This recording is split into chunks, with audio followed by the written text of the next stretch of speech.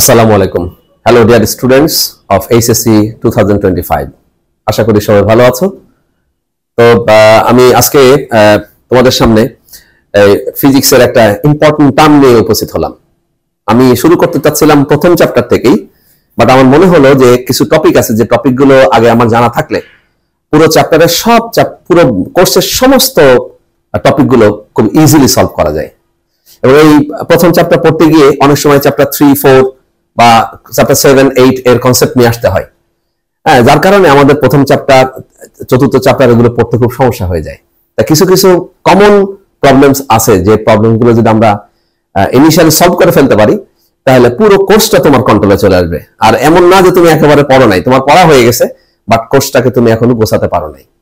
তো এই উদ্দেশ্যটাকে সামনে রেখেই আমি চাচ্ছি যে এই ইম্পর্টেন্ট টপিক গুলো আগে শেষ করে তারপরে আমরা আমাদের মতো করে আবার শুরু করব। তো এই জিনিসটাকে সামনে রেখে আমি আগামী দিনের জন্য তোমাদের যে জিনিসটাকে আজকে পড়াতে চাচ্ছি সেটা হচ্ছে অ্যাটুড মেশিন। তোমরা নিশ্চয়ই আমাদের যে বলবিদ্যা আছে চ্যাপ্টার 4, চ্যাপ্টার 4 তো আসলে মেকানিক্স এর মধ্যেই সবকিছু আছে। আমাদের বইয়ের যতগুলো চ্যাপ্টার আছে সব চ্যাপ্টার কভার করে এই একটা চ্যাপ্টার 4। এটার মধ্যে আছে যেমন টেনশন, এটার মধ্যে আছে হচ্ছে কোয়ালিশন, এটার মধ্যে আছে হচ্ছে ট্রাস্ট, এটার মধ্যে আছে হচ্ছে principle of conservation of momentum, আরো অনেক কিছু। এটার মধ্যে আছে হচ্ছে banking of roads, angle of inclination, cycle আরোহীর আনত কোণ, এই ব্যাপারগুলো খুবই গুরুত্বপূর্ণ। এটার মধ্যে আছে হচ্ছে সেন্ট্রিপিটাল ফোর্স, এটার মধ্যে আছে সেন্ট্রিপিটাল অ্যাক্সেলারেশন, সার্কুলার মোশনের টেনশন। এই ব্যাপারগুলো আমরা আগে ফার্স্টে ঠিক করতে চাচ্ছি আসলে। তো আমি প্রথমে আজকে যেটা বললাম যে শুরু করবো যেটা দিয়ে, সেটা হচ্ছে অ্যাটুড মেশিন। এই অ্যাটুড মেশিনের কনসেপশন যদি আমাদের ক্লিয়ার থাকে তাহলে এমন কোনো চ্যাপ্টার নাই যে চ্যাপ্টারের প্রবলেম তুমি সলভ করতে পারবা না। শুধু ইন্টারমিডিয়েট পরীক্ষায় না, যতগুলো অ্যাডমিশন টেস্ট আসবে ওদের ভবিষ্যতে সব অ্যাডমিশন টেস্টের প্রবলেমগুলো তুমি অনায়াসে সলভ করতে পারবা কোনো প্রিপারেশন ছাড়া। এই কারণে আমি এটাকে বেছে নিয়েছি আজকে তোমাদের সামনে আমি উপস্থিত হচ্ছি অ্যাটুড মেশিন নিয়ে। তাহলে শুরু করি। WOODS Atwood machine, MACHINE, Atwood machine. এই অ্যাটুড মেশিনটা কেমন দেখতে হয়? অ্যাটুড মেশিনে কি থাকে? থাকে হচ্ছে একটা পুলি। আমরা একটা টেনশন দিয়ে কি করব, একটা স্ট্রিং দিয়ে একটা পুলিকে রাখবো এখানে।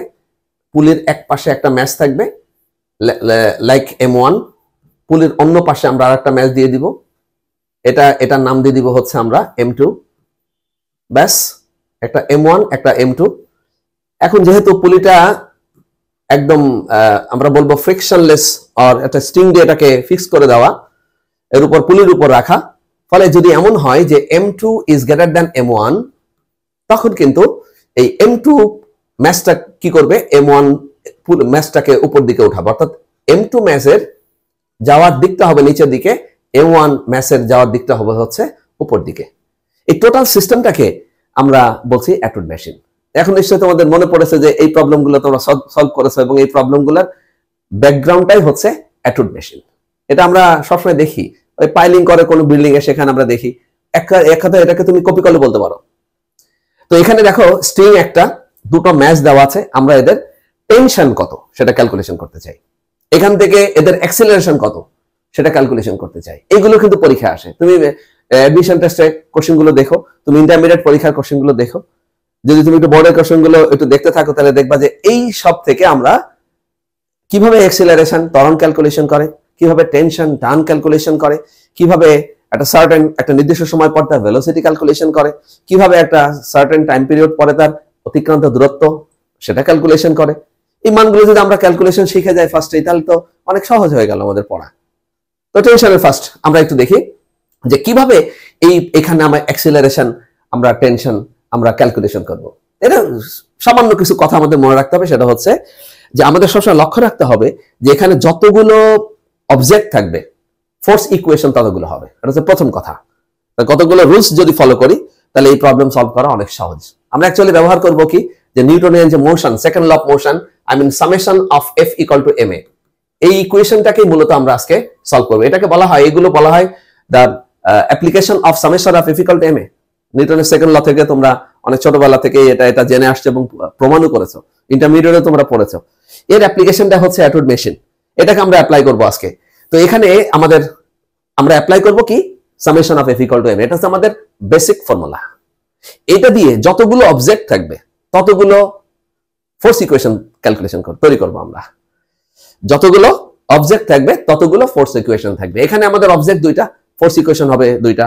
অবজেক্ট যদি হয় তিনটা, ফোর্স ইকুয়েশন হবে তিনটা। অবজেক্ট যদি হয় একটা, ফোর্স ইকুয়েশন হবে একটা। এখন এই কিভাবে ফোর্স ইকুয়েশন তৈরি করবা? এই ফোর্স ইকুয়েশন তৈরি করতে গেলে আমাদেরকে আবার তিনটা জিনিস জানতে হবে। কি কি জিনিস জানতে হবে? আমরা যে জিনিসগুলো জানবো সেটা হচ্ছে তিনটা জিনিসের মধ্যে একটা হচ্ছে এই যে আমি অবজেক্টটা নিলাম, সেই অবজেক্টটার ওয়েটটা কোন দিকে।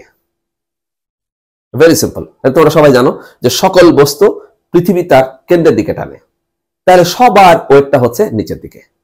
হ্যাঁ বস্তু, তাহলে আমরা এখান থেকে ওয়েটটা দিচ্ছি। দেখো m1 এর ওয়েটটা হচ্ছে কত? m1 তারপরে হচ্ছে g। সিমিলারলি m2 এর ওয়েটটাও কিন্তু নিচের দিকে এবং সেটা হচ্ছে কত? m2 তারপরে কত? g। Very simple. টেনশনটা কোন দিকে? বলে এগেইনস্ট ওয়েট। আমাদের যে ওজনটা কাজ করছে অবজেক্টের বা বস্তুর, তার উল্টা দিকে হচ্ছে টেনশন। আমি এখানে প্রথম বস্তুর যে m1 এর যে ওয়েট সেটা হচ্ছে নিচের দিকে, তাহলে তার টেনশন হচ্ছে t, সেটা হচ্ছে উপর দিকে। আবার এটাকে আমরা t1 লিখে ফেললাম। এটা আমি লিখবো হচ্ছে t, এটাকে লিখবো হচ্ছে t, এটাকে লিখবো হচ্ছে t। অবজেক্টটা ঠিক মতো দিয়ে নেই। হ্যাঁ, এটাকে হচ্ছে আমরা লিখবো হচ্ছে t, এটা টেনশনটা হচ্ছে t, সেটা উপর দিকে। আবার যেহেতু স্ট্রিং একটাই, এই যে তুমি যে সেকেন্ড অবজেক্ট দেখছো m2g, তার টেনশনটা উপর দিকে এবং এটা একদম সেম, এটা হচ্ছে কত? t। দুটো জিনিস গেল। তাহলে নাম্বার 1 কি শিখলাম? তার ওয়েটটা কোন দিকে। নাম্বার 2 কি শিখলাম? নাম্বার 2 শিখলাম তার টেনশনটা কোন দিকে। এগুলো দেওয়া হয়ে গেল। আর নাম্বার 3 যেটা শিখতে হবে সেটা হচ্ছে বস্তুটার মুভমেন্ট কোন দিকে। নাম্বার 3 এর শিখতে হবে আমাদের এর মুভমেন্টটা কোন দিকে।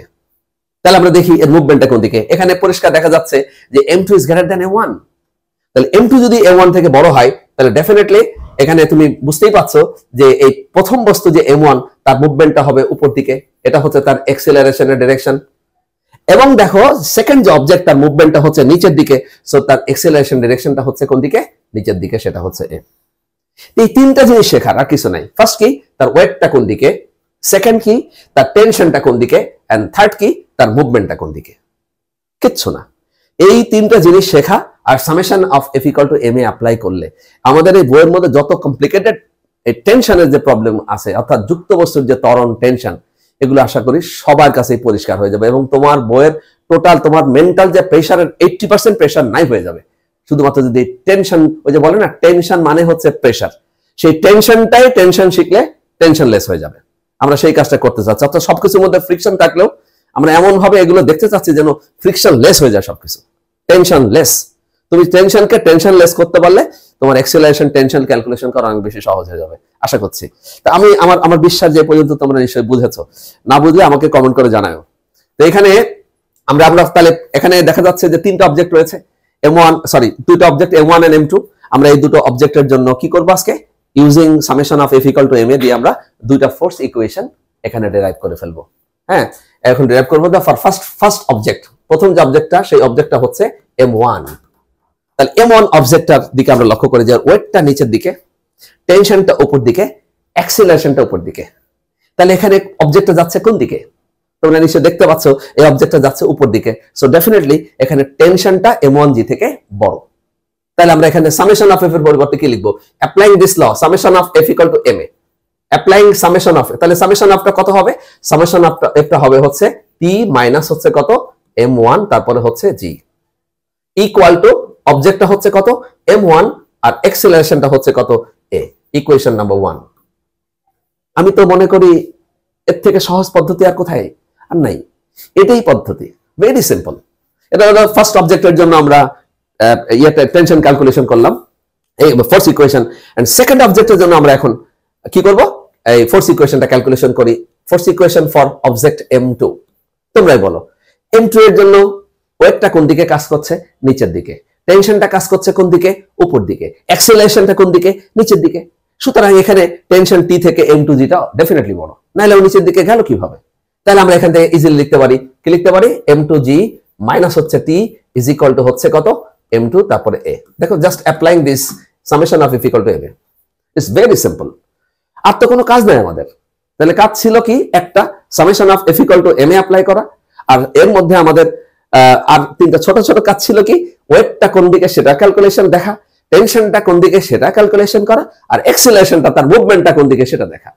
এ দিয়ে তুমি ট্রেনের প্রবলেম সলভ করতে পারবা, তুমি লিফটের প্রবলেম সলভ করতে পারবা, তুমি রকেটের প্রবলেম সলভ করতে পারবা, তোমার হাঁটা চলাফেরা সলভ করতে পারবা, অ্যাঙ্গেল অফ ইনক্লাইনেশন, আনুভূমিক তলে বস্তুকে উপরে উঠানো নিচে নামানো, সব প্রবলেম তুমি সলভ করতে পারবা।